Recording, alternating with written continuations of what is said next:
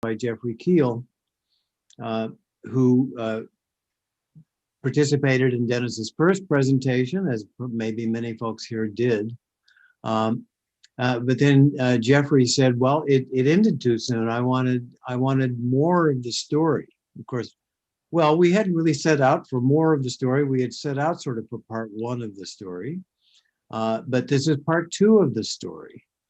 So, and if you, probably everyone's seen the description: dreams, synchronicities, hexagrams, a journey through training at the Zurich Jung Institute with Dennis. And we don't usually reread the bio that's on the newsletter, so it's all there. It's wonderful to have Dennis here with us again. So it's all yours, Dennis. Well, thank you for inviting me back again. It's always a good sign if you get invited back, so you must not have offended too many people. And I was surprised to be invited to speak on the topic I did last time. Nobody had ever done that before. And even more surprised to be able to talk on this topic tonight. But it's a topic near and dear to my heart.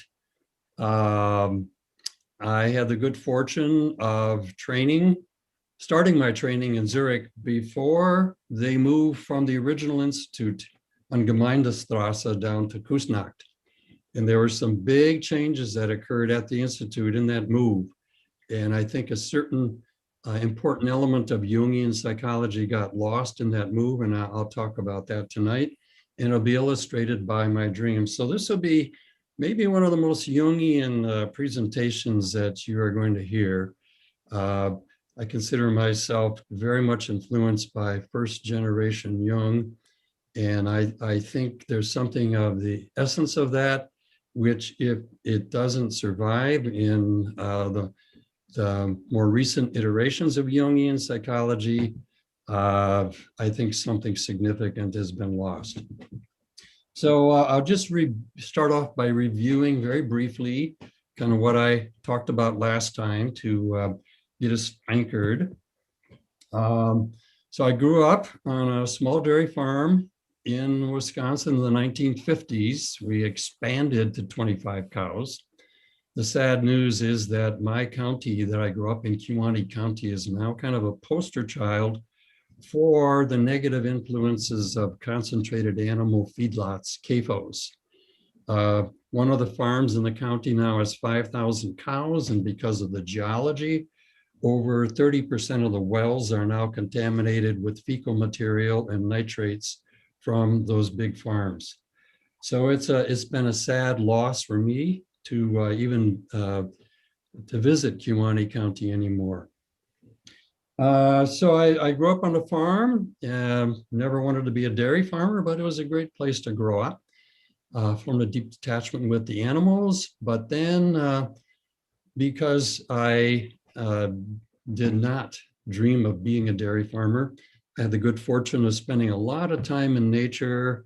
Took all the 4-H club projects with forestry, wildflowers, songbirds, and the last one was insects. Became totally fascinated with them, decided by the 8th grade to be an entomologist. After I got my bachelor's and master's degree in economic entomology, that's like control of insect pests basically by using pesticides, I went out to Berkeley in the fall of 1967 to start on a PhD in insect pathology. It's microbial control of insect pests. So I am a pathologist, and two of my colleagues who were students when I was there went on to work for the National Institute of Health. So I've been following this pandemic very carefully, and it's quite fascinating what's been happening there. So I got out to Berkeley, and my first full year was 1968. All I'll say is I didn't miss much. One of the reasons it took me so long to get through there, I was in all the anti-war protests and everything. So I started, I was in an agriculture fraternity in Madison, and beer suppers and Badger games and all that. But I wanted to find out more about the Vietnam War and all these other things going on. And it's one of the reasons I chose to go to Berkeley. And it was just an incredible place to be there. And Jung's name kept popping up. I never heard of this guy before in these very unusual contexts. And then finally, in the fall of 1973, I started reading Jung. And I was just so taken by Jung. I thought, my gosh, where has this guy been all my life?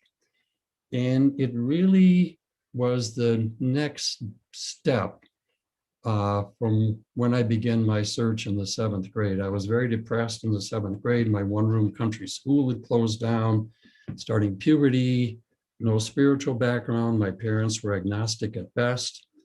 And I realized that the writing that I've been doing all these years, most of it called The Dairy Farmer's Guide to the Universe, Jung, Hermes, and Ecopsychology, has been finding answers to myself and developing a framework for my life that I began to look for in the 7th grade. So my wife got tired of me cornering people at parties. This was Berkeley, so I'd get stoned on the weekend. I'd be reading Jung during the week and then go to parties and corner people, talk about Jung. It's a great way to integrate what I was talking about. Then we'd come home and it was my girlfriend then, later became my wife. She'd go to bed. I'd put on my earphones, listen to my favorite Pink Floyd album, Uma Guma, and analyze my dreams. So I developed pretty quickly in terms of my understanding of Jung. And within 9 months, I was applying to train at the Jung Institute in Zurich. And this is an element of Jungian psychology that doesn't exist anymore. Back then, all you had to have when to apply was fill out some forms and then a life history and 2 letters of recommendation and a pretty nominal fee and a master's degree in anything. So I wrote out a life history. My girlfriend / wife changed one word. I said I was hooked on Jung and changed it to highly enthusiastic about Jung or something. So I sent it off. Now at this point, I had finished my research for my doctorate on the nuclear polyhedrosis virus of Spodoptera exigua Hübner. I had summarized the data and I had a stack of punch cards about that long to run through the computer to analyze the data. That's how far along I was. In fact, I actually got to the point where I went to a couple of conventions so I could, hobnob with entomologists and interview for jobs in entomology. So that's when, so I applied to Zurich in 1974.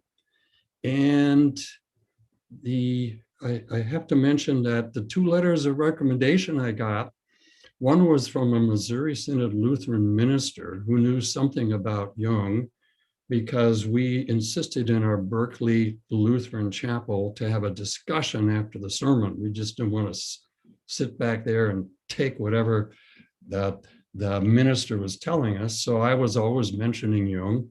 And the other letter was from an insect pathologist who never heard of Jung. But George Poinar, by the way, his work with nematodes and looking at the insects preserved in amber, he came up with the idea, well, boy, we might be able to get some DNA from a dinosaur. And that was the inspiration for Crichton's dinosaur writing about the movie Jurassic Park. It was a book first. So anyway, George said, Dennis, at one point I had to make a decision between being a concert pianist, he had a big grand piano in his living room, and an insect pathologist. He said, I'm not always sure I made the right decision. I'll write you the letter. So that was it. Those are my 2 letters of recommendation. First draft of my life history, sent it off. And then I had this dream that there were a stack of applications to the Jung Institute in Zurich. And my application was on the top. And there was a red stamp in the upper right-hand corner. And it said accepted. And I think in my dream, there must be people better qualified than me. And I looked at the application beneath that, and this fellow had a PhD in psychology, had all these hours of Jungian analysis, and I think maybe some Jungian supervision, and he wasn't accepted. I looked at the application beneath that, same story, and a dream. And when I woke up, that was the first time that I seriously thought this might be the path for me. Because I naturally, and it was a sign of my mental health, was full of doubts about doing something like this. I mean, all these years in graduate school, finally about to finish up and thinking about going in a completely different direction. So the dream ego reflected my conscious state. There must be people better qualified than me. But this is the angle that I want to emphasize tonight. The psyche was telling me that there was something basic about Jung, something essential about Jung that I had cued into. And I have been on the admissions committee, Chicago Jung Institute, for 3 terms, to a total of 6 years. So here I'm interviewing people applying to train at the Jung Institute, which would be about 6 years of training. These are people that have to be licensed and have a lot of experience in order to train, and several of them have PhDs. So what are they not getting, or have they not gotten in the psychology programs and all their experience in psychology? And as an aside there, the people that I found that seemed not quite to get it or be framing their world and the way they worked with people at the Jung Institute were the psychologist, and least of all the psychiatrist. So I'll get into a little bit later the type of people that were at the Jung Institute when I was there, and this mix doesn't exist anymore. So I did find out about a month later I got accepted. Then, oh my God, how are we going to pay for this thing? And it's kind of interesting. When you find your path, things start to happen. And my wife, it turns out, between the two of us, we had a pretty good eye for houses. So basically, we rode the housing market from the absolute beginning to the absolute end. We sold our 9th house in Madison before we moved here to Milwaukee, just in 2007, just as things were really falling apart. But we were in the Bay Area just as it was starting. And my wife said, we have to buy a house and invest in some real estate. So we found a nice house in the hills. And then the market just really started to take off. We sold it in about 8 months and made about $9,000. But there was a house right down the hill from us. We were in the Berkeley Hills, a place called Kensington.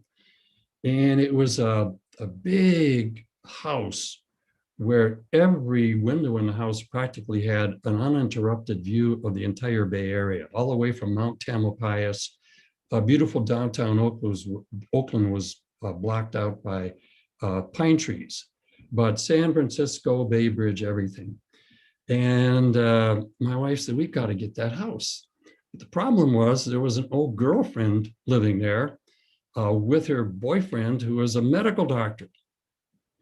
And we found out that they had already put an offer in on the house.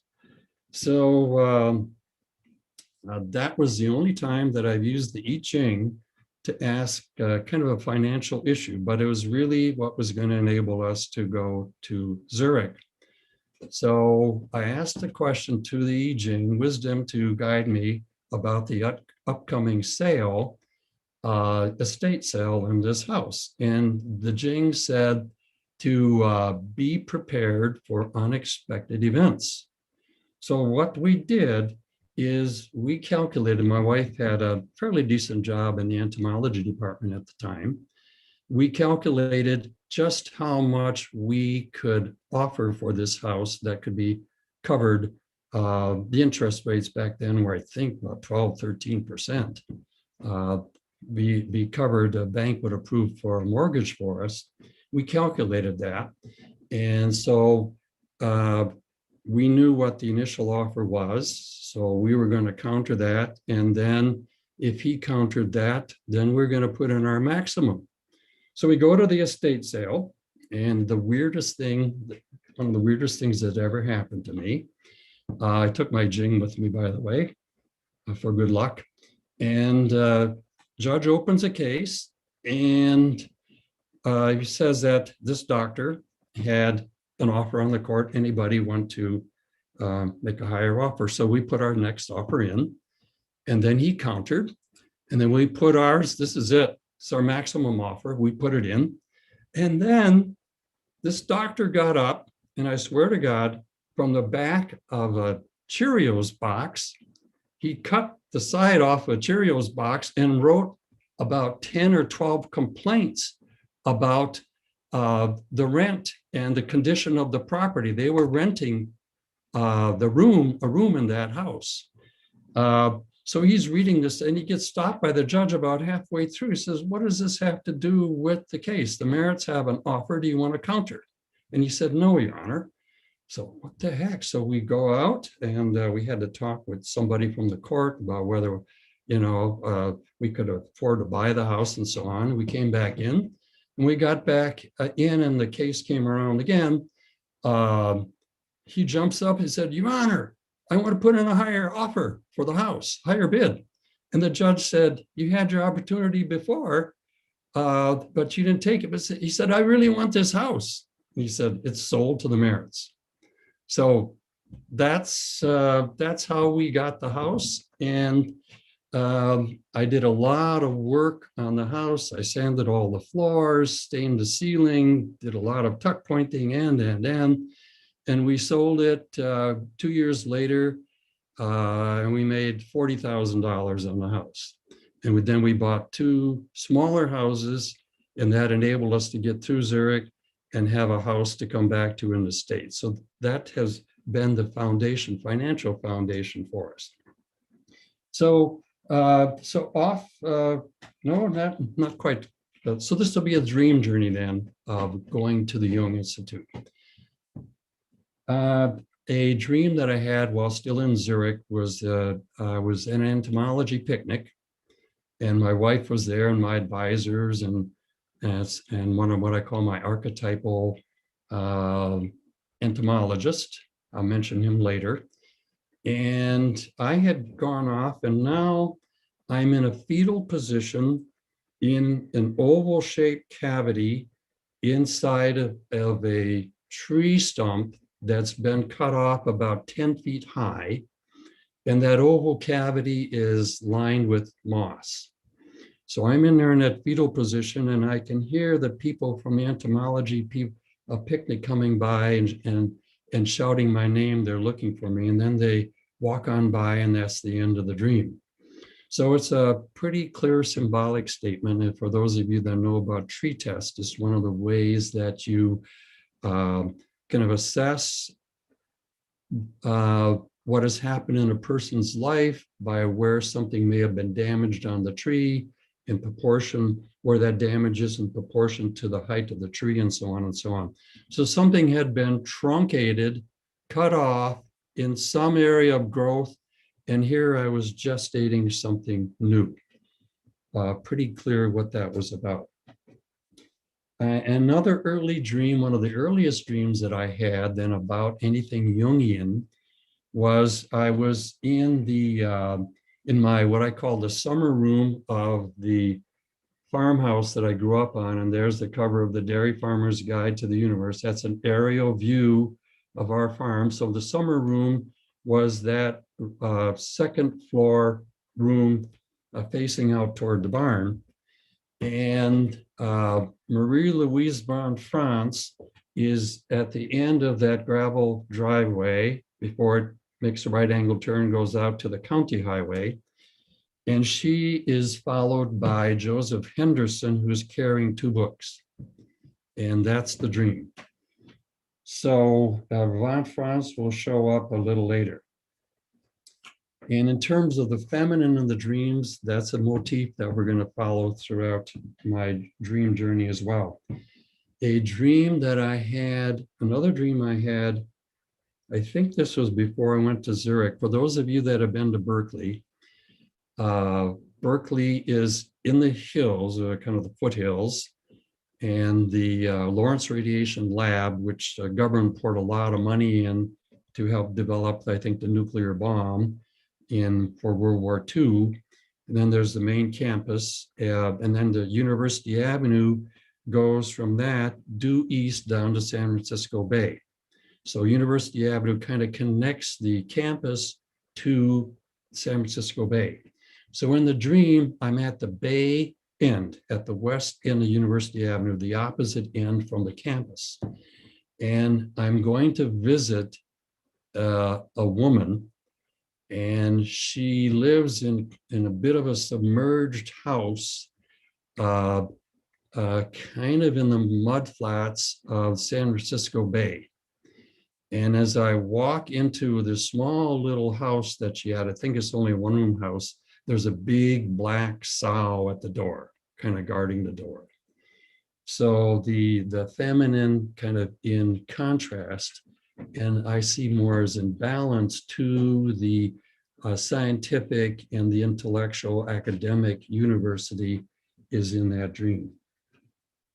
Another dream that I had before going to Zurich was I was at a party, like a dinner party, and I'm walking up to the table where they have the wine, the cheese, or probably in California, the quiche and all that good stuff.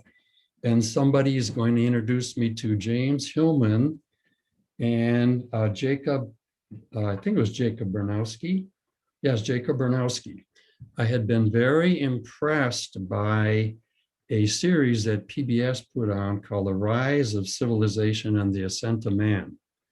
And Bernowski was somebody that impressed me because he was a scientist, but had this great sense of the humanities. And the description of the ascent of man is that it traces the development of human society through its understanding of science. It was published in 1973, and it's considered to be one of the first works of popular science that illuminated the historical and social context of scientific development for a generation of readers. So here I am. I'm going to be introduced to James Hillman, and I'm sure you're all familiar with Hillman's work. He's been a great inspiration for me, and to Bernowski. So another science dream, again, before we went, there was an insect pathologist that was on a sabbatical in Germany, a guy from Oxford, named, he was Professor Tinsley. I'm not sure of his first name. But I was so impressed with this man. He was working with nuclear polyhedrosis viruses. That's what I was working with. And just an Oxford academic, but such a good human being. He invited me over for dinner one night.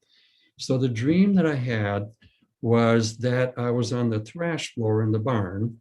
And on the thrash floor, for those who are familiar with farming, basically, well, I can't show it on the picture, but on the dairy farms, you had an earthen ramp that went up to the second floor of the barn.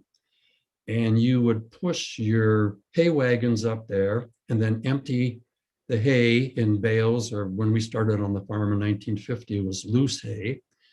And then you thrash your oats up there as well, and you blow the straw into the mow, and then the grain goes into a bin. So then you lower everything down to the first floor where the cows are. So it was on that thrash floor on the western end, which would have been near the hay mow. And Professor Tinsley is sitting there, or sitting or standing, and I'm kneeling at his feet, and he has a silver chalice, and he's offering me like communion, some communion wine. So again, something about the sacredness of science. So those are the science dreams that I went to Zurich with. So let's get to Zurich now. Arrived there in April 1977 for the spring semester, 7 weeks after our first child was born. And I called myself the token insect pathologist at the Jung Institute. But these were the types of people that were starting training and in training at the time. There were a few dentists, some lawyers, priests and ministers. There was a newspaper reporter. Marion Woodman was there. I took her place in her fairy tale group. I knew her when she was a very insecure person about her academic knowledge about Jung, if you will. Jim Hollis, I introduced him to, I was kind of one of the student leaders in Zurich, and I introduced him to several people there. He was a professor in the humanities, and there was an engineer there and many housewives. Not many psychologists and very few psychiatrists. Those were the people in training. They had it had the largest English-speaking group of trainees in the world. If you were coming from anywhere in the world to train in Zurich, your second language was not going to be German, it was going to be English. So we had people from Japan and Korea and so on.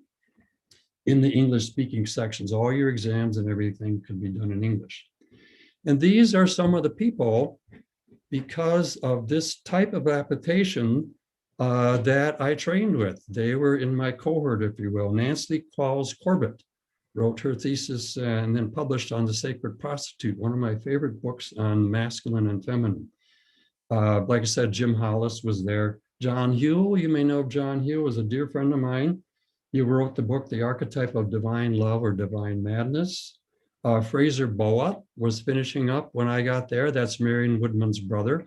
He presented on his thesis, East of Eden. Daryl Sharp was finishing up. He went on to set up Inner City Books, and so on. So, and James Hillman and Pat Berry were there at the time. So I had gone to lectures with Hillman in California, and they were always packed. And when I heard that Hillman was going to be presenting at that original Jung Institute on Gemeindestrasse, I thought, my God, how are they going to get everybody in here? But it was really a normal size group. I formed a good connection with Hillman. Pat Berry had been on the softball team at Ohio State University. So one thing Hillman did every year, 4th of July, he had a softball game. And we really enjoyed doing that. And a lot of Swiss came over to see what the heck this softball was about. Hillman wanted me to do my thesis on insects, but I was trying to get away from entomology. He went on to publish one of my favorite articles called Going Bugs. And my last appendix in my last volume of the Dairy Farmer's Guide the book is Land, Weather, Seasons, Insects, an Archetypal View. The last chapter in the last volume is called Planet of the Insects, and I quoted Jung a lot. And the last appendix in that is Pink Floyd and the Fly in Life's Ointment. That's kind of my homage to Hillman, that chapter in this Pink Floyd. And you have to listen to Umaguma, was Pink Floyd's second album.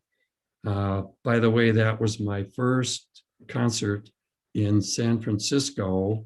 Like I said, I ended up rooming with these 3 potheads, and he said, Dennis, you got to go to this concert. So we were all properly prepared.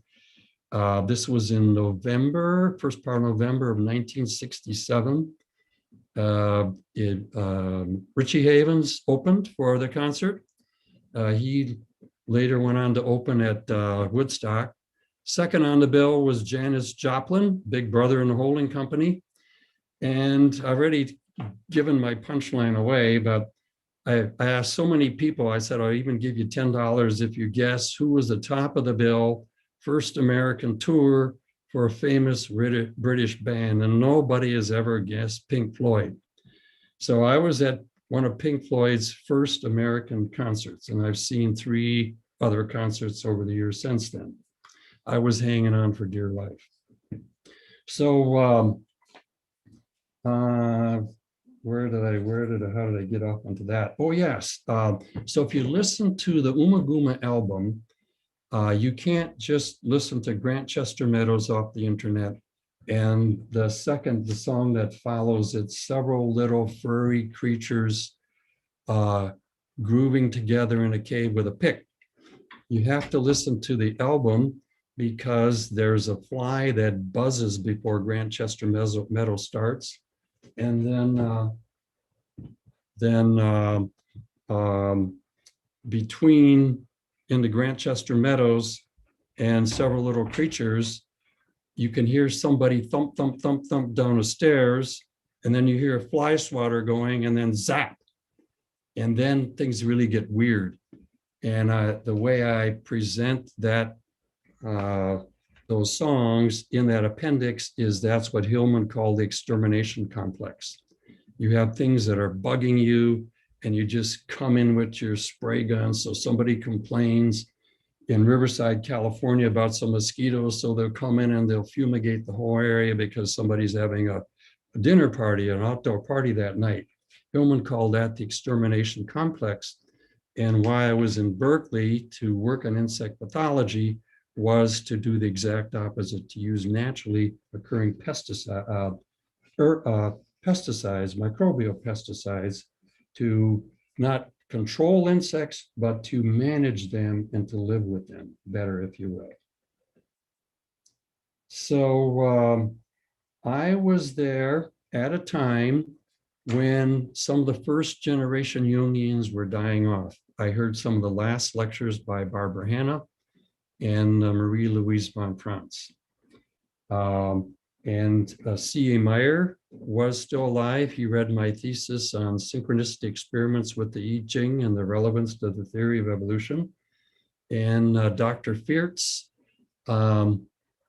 was dying of cancer, but he wanted to teach a course on synchronicity. So we had to meet in his living room. And he really gave a swan song type of presentation. I think he did manage to get through the semester, died shortly thereafter. So I had that experience, and the transference, countertransference stuff, developmental psychology, object relations, that was just beginning to come into the Jung Institute. I finished up took my exams in 1983. We left for America in summer of '82. And because I had to teach to make money to go to the Jung Institute for 3 years, I did not get much of that type of newer neo-Jungian type stuff. And in fact, one of the courses that I was in, the head of the Institute, John Mattern, was teaching it, and it was a course on dreams. And he presented some dreams, and I was thinking about it in archetypal terms and the I Ching and so on. So in our discussion, I mentioned that, and he said, I want to thank you, Dennis, for illustrating what's wrong with basically like classical Jungian psychology. There's all that archetypal symbolic stuff. But to me, like I said, that's the essence of Jungian psychology. So at that time, and I think largely at the three of the Jung Institutes now, there's a von Franz group, they still have a primary emphasis on dream interpretation and an archetypal approach.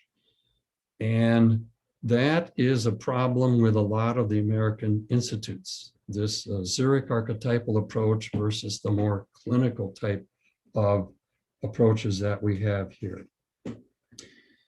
So dreams and synchronicities. So what happened was a woman called Hedda Baumann was the administrative secretary when I got there. And she was the dragon at the gate. She had this remarkable ability of being able to reduce people to tears. And she worked it on me as well. People would complain to von Franz about her. And von Franz said, if you can't deal with a schizophrenic, you don't deserve to be at the Jung Institute. So she said that she had lost my file. Well, I should back up a bit. She had to know who my analyst was so she could put me on a selection committee. The way the Jung Institute worked back then, and the Jung Institute still worked this kind of way, but Zurich especially, they would take people in from all these backgrounds, like I mentioned before, and then kind of like a public university, they kind of weed you out. It's not like a private university, very careful selection. They do everything to keep you in. I never forget my chemistry course freshman year at a University of Wisconsin extension. And the chemistry prof, this German, said, we got too many students in this class, gonna have to flunk some people out. So Zurich would take all these people in, and then there would be various cutoff points. And you would have to interview with your selection committee and so on. So to get assigned to a selection committee, I had to have an analyst. So I was under this pressure to get an analyst. So I talked to a lot of friends, came up with 3 names. And because of the pressure, I then asked the I Ching, wisdom to guide me about working with Marie-Louise von Franz. And another one, wisdom to guide me about Liliana Frey-Raum. And the third one was what a woman I never heard of before, but turned out to be a perfect analyst for me, Elizabeth Roof. And she was the woman, she was what I call a Jungfrau, spiritual versions for Jung. Jungfrau means a maiden in German. And there were a lot of older women and old women at the Jung Institute, never got married, kind of lived around the Institute, came to all the lectures and stuff. They were just enamored with Jung. And my analyst never got married, lived near the Jung Institute. And every morning for years, she walked down the street or up the street north to Jung's house into his library, and she was helping to re-edit the German collected works. And she said it was a nightmare to go through all the references and things. Jung was not a sensation type, as we all know. Then in the afternoon, she would practice. One thing I liked about her, when you walked into her waiting room in the apartment, there was this little sign she had, said, I don't know what I'm doing, but I'm an expert at doing it. So I thought, that's the attitude to have. So the interesting thing was that the bottom trigram, hexagrams, where you're not too familiar with the I Ching, you got solid or broken lines, yin or yang lines, combination of 6 yin or yang lines. And your lower 3 lines, called lower trigram, that lower trigram was the same for all the answers, but all the upper 3 trigrams were different. So I thought of myself as being the analysand and the upper trigram being the analyst. So I called von Franz, actually, and she says, oh, no, I'm booked up for 6 months. And later, when I told one of the dear analysts, I call him the anima of the Jung Institute, he said, Hermes went right out the window with that statement, to have something set up that far ahead of time. Not good. So I called Dr. Roof. This was somebody who grew up in rural Switzerland and worked with her analysts von Franz and Ricklin, I think. And one thing you do as a Jungian, you look at the pedigree of the analyst. And she just answered Roof. And I talked to her for just a bit, set up an appointment, and she didn't say very much, but I had 4 dreams about her before my first session. And one of my dreams, she was the cow herder right down the road from our farm. It was my uncle's farm. And she was herding a few cows down the hill. So I told her that dream, and she really liked it. And it turns out that the Swiss, their self-image is really of like the Alpine dairy farmer. And I don't know if they still do it, but our Swiss friends, fortunately, before we went to Zurich, a fellow came to do postdoc work from the ETH in Zurich. Berkeley had the #1 entomology department in the world at that time. So we were very fortunate that actually when we got to Zurich and landed, Johann's sister and brother met us at the airport, and they took us down to their house barn in Chur, way deep in the Swiss Alps. And they would drive their cows up into the Alps, and their particular piece of the Alps was right on the border with Austria. You went over the ridge and you were in Austria. And the higher you are with your farm in Switzerland, the more subsidy you get from the government. So the Swiss have this self-image of being like Jefferson would call the yeoman farmers. And when up there, they made their own cheese right on the premises, but they couldn't sell it. But they were being subsidized to farm up there. So that's how I connected with Dr. Ruth. So then what happened was within 9 months after we got there, the dollar went down 38% or 48 something, some tremendous amount. So I had to get a job. And 2 jobs came open to teach biology in English in Swiss private schools. So I got one of the jobs in St. Gallen. I had an hour and a half commute each way by train, but you get a lot of work done on the train. And it was about that time that I was beginning to realize that my science side was suffering.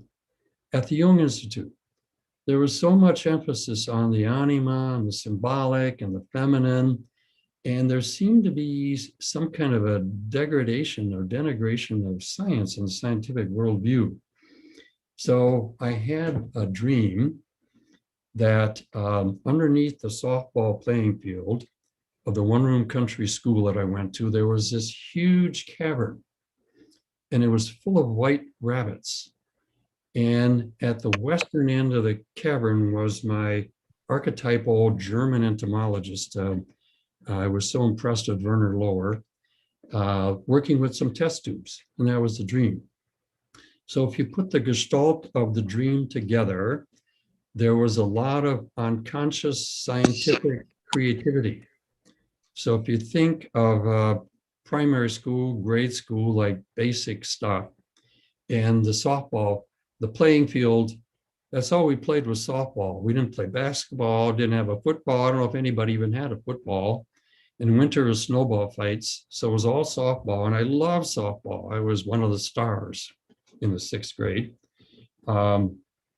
So something very playful, and rabbits, creativity. Think of Easter Bunny. Why do we have Easter Bunny for Christian celebration? And another friend of mine, Gary Sparks, you may be familiar with him. He's written about Pauli and Jung. Adam and Archetype, I think, might be the name of his book. But Gary Sparks was of course, he was an electrical engineer with his undergraduate degree. And he was feeling the same thing that I did. So the wonderful thing that happened by having to teach basic biology again, it got me in touch with kind of a love of science. I'd gotten so specialized. By the time I got my PhD, I was a world authority on the nuclear polyhedrosis virus of the beet armyworm Spodoptera exigua Hubner. And that wonder that I felt in nature as a kid, collecting my insects and wandering the woods and the marshland beside the river with my dog and everything, I'd lost that sense about nature. Basically, I've been reconnecting with it ever since. And so another story, this jump a little bit ahead, but as long as we're on Gary Sparks,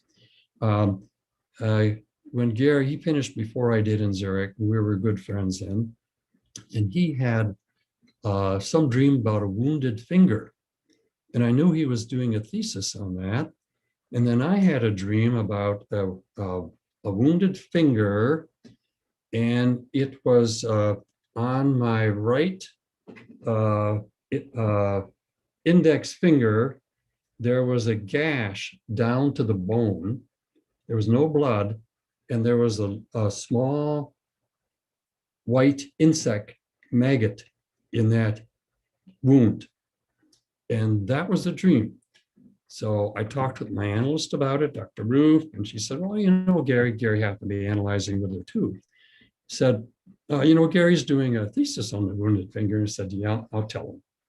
Because when you do a thesis, you try to collect a lot of dreams. You put a little sign up at Jung Institute, anybody have a dream, you know, about blah, blah, you know, please tell me. So I think I told Gary about it. And then Christmas time, and I was getting on the train with my daughter. By that time, she was about 4 or 5 years old. We're going into Zurich to get a Christmas tree. So we get on the train, look for a place to sit. Oh, there's a place. Oh, it's right across from Gary. So I sit down, I pull my stocking cap off, and then I pull my right glove off. And then when I take my left glove off, there at the base of my left index finger is an insect larva, but it's green. And I immediately realized it was a synchronicity. And I realized that when I pulled my right glove off, it just barely registered that there was something on my right index finger. So I think the larva might have been on the right index finger and somehow or another got on the left index finger, because on top of it all, to find a live insect larva in late December in Switzerland is highly unusual. So that's one of my definitions of synchronicity, improbable to the point of being miraculous. And I told that story when I gave a lecture in Rockford on synchronicity, and there was some psychiatrist there and she wasn't too impressed and so on. But then when she was driving home, she realized that there was some pain in her right index finger. So she made some connection with my dream. So basically the interpretation Gary made of a wounded finger, the dactyls are help Mother Earth. Dactyls are our name, Latin name for fingers. The dactyls help Mother Earth give a birth to her children. I think Zeus might have been one of her children. So it's related with creativity. So Gary's take on it was a too conscious approach to the creative process. Let me see. I think I'll maybe give a few more dreams and then take a break and have some questions and see how people are doing. And then in terms of what they would like me to expand on, yeah, I get to just one more step. There was a big thing that happened in Zurich when we moved from the original institute down to Kusnacht. Kusnacht, of course, is where Jung lived. And the Kusnacht put in a lot of money to renovate an old building beside Lake Zurich. And then they rented it out to the Jung Institute because that was their most famous resident for like $1 a year or something. But when we moved down there, they made a lot of changes at the Institute. They changed the requirements. I think you had to have more hours of analysis, or maybe for the first time you were required to have analysis. Once I got accepted, they suggested I would start analysis. I had no analysis when I applied to Zurich. I had no therapy training. I never thought of being a therapist. That was never on my radar. It was always entomology. But there was just something about Jung that was just made for such a worldview, a way could integrate science and spirituality and nature. I later came to realize how biological and ecological Jung's whole conceptual system is. And of course, his relationship to alchemy and the earth and Hermes, green Hermes and all that sort of stuff. So, and then they required that you have a pretty good chunk of money in a Swiss bank if you're going to come over and train. And they changed the selection committee. So a lot of people were having bad dreams. And my dream was I was going for a selection committee interview. And it was like in a bank building, you know, the big Greek columns and all that sort of stuff. And then in the waiting room in the bank, people were sitting around in benches.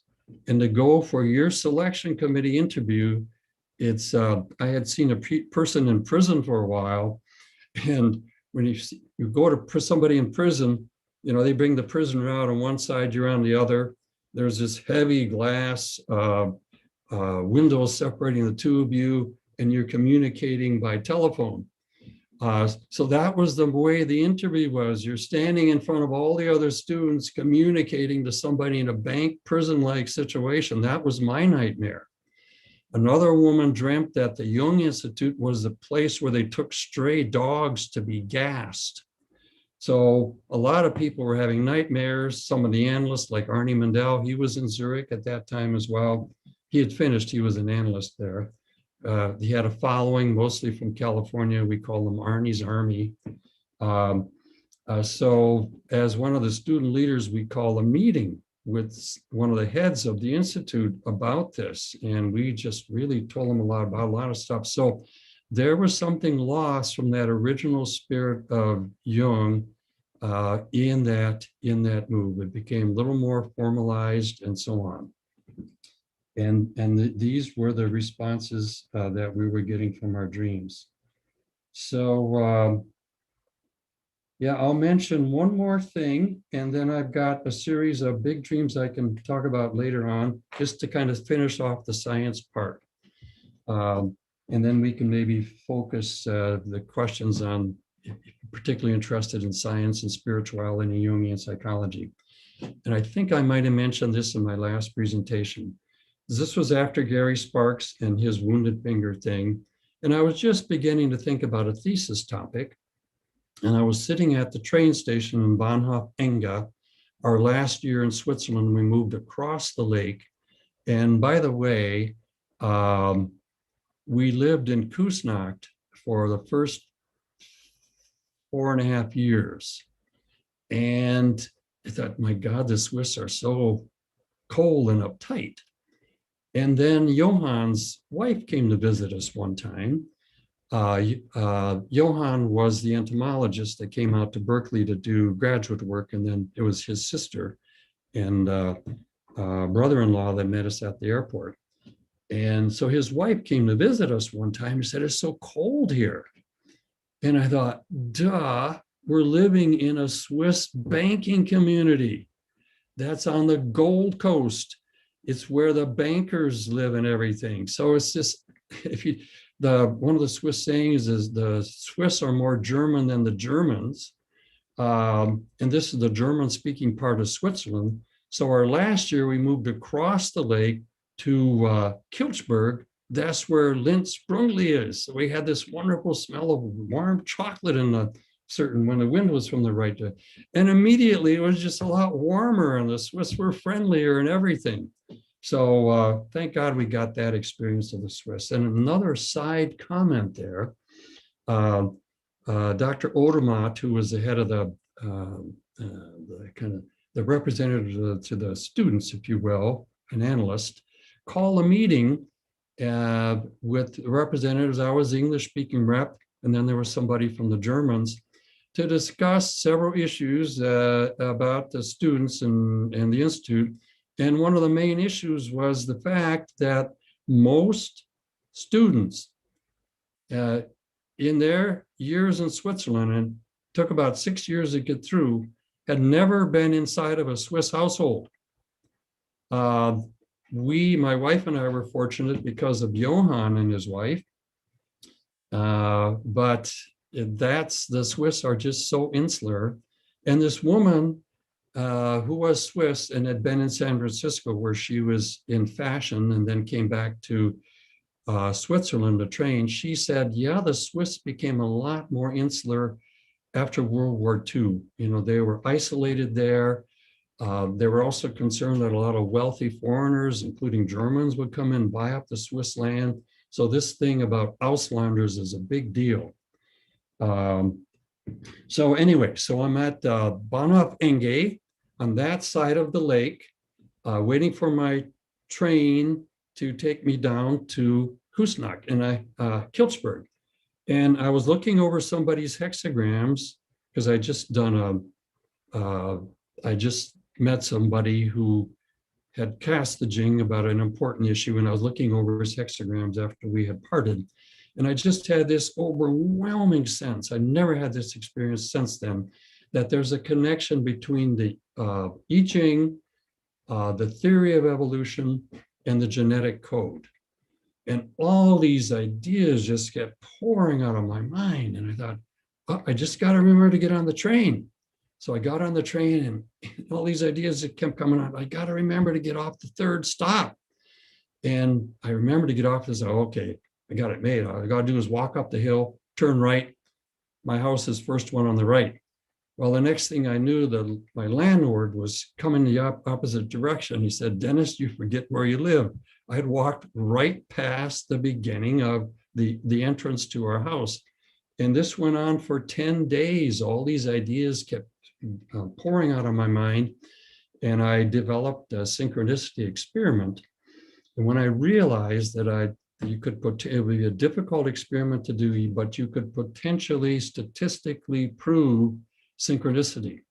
And when I did that and realized the implication of my experiment, I can remember walking in the living room in Kilchberg, and it just felt like the floor was falling out from under me. And I realized that science is very comforting. The thought that you can figure out a cause for everything. Enough Einsteins and enough research money, we can figure out how the universe works and then bend it to our advantage. I think I'll stop there. I think I put out enough stuff for some discussions and questions and stuff like that. And then the last part, I'll just go into like just a series of big dreams that kind of set the stage for Jungian ecopsychology and kind of the generative process.